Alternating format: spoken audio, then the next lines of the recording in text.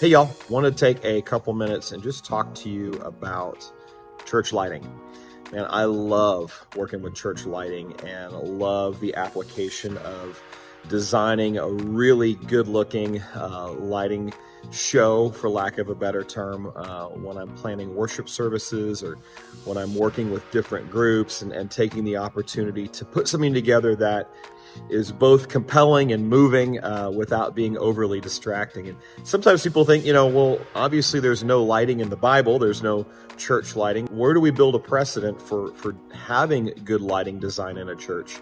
And I would acknowledge to you, of course, you can have an incredible worship experience with zero theatrical lighting, with zero LEDs, with no LED wall, with no spotlights and no haze and none of that. Of course you can.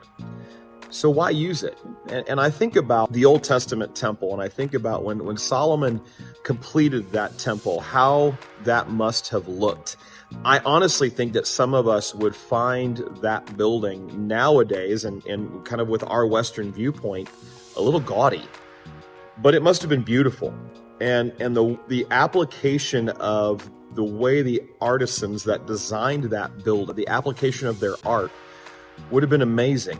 And so when I'm building a lighting design, it's the same thing. What I'm doing is taking a space that maybe isn't very elegant looking or isn't very dynamic, and I'm using lighting to make that space dynamic. I'm using lighting to make the space more compelling, and using that lighting to respond and to work in concert with what's happening on stage. And so my goal is that nobody walks out of a worship service and goes, wow, the lighting was amazing.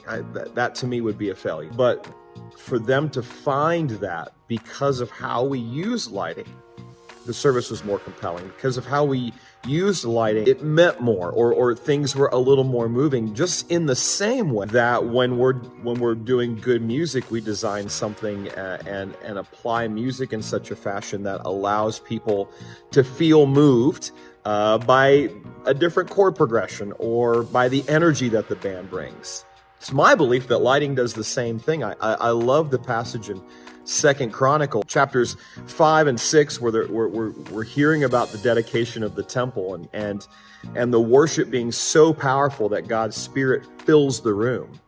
And when I think about all of the things that we have in our toolbox, which includes lighting, the ability for that gear to work in concert with what's happening on the stage creates an even more exciting and compelling environment.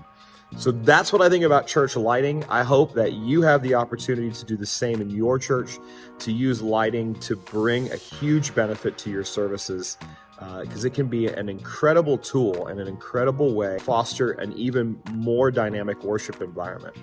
Second piece to that is I love the opportunity for people to use their gifts for God. And God has gifted many people with an eye for lighting, with an eye for lighting design.